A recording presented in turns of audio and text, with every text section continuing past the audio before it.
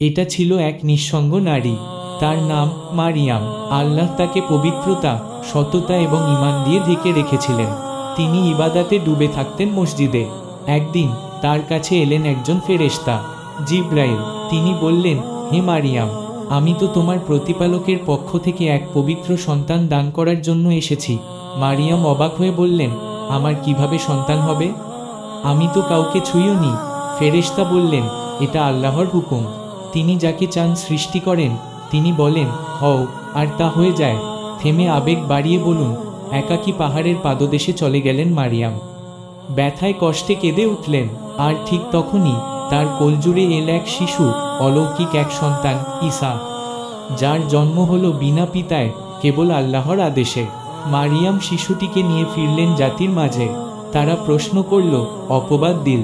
কিন্তু তখনই সেই নবজাতক ঈসা কথা বললেন, আমি আল্লাহর বান্দা।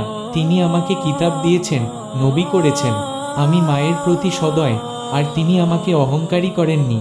সংক্ষিপ্ত শিক্ষামূলক উপসংহার কুরআন বলে, ঈসা এর জন্ম যেমন অলৌকিক, তেমনি তার মা মারিয়াম এর ঈমান, ধৈর্য আর বিশ্বাস আমাদের জন্য এক অনন্য দৃষ্টান্ত। আল্লাহ যাকে সম্মান দেন, দুনিয়া কিছুই তাকে নিচু করতে পারে না।